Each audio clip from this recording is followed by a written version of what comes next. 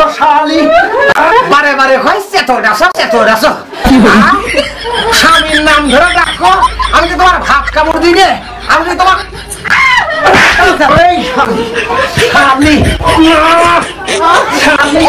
বারে বারে কথা চেতন আসো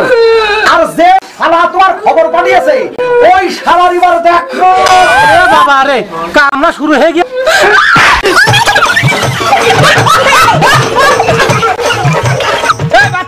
বাচ্চা ভাই বাচ্চা ভাই দাঁড়াবো না কাম শুরু হয়ে গেছে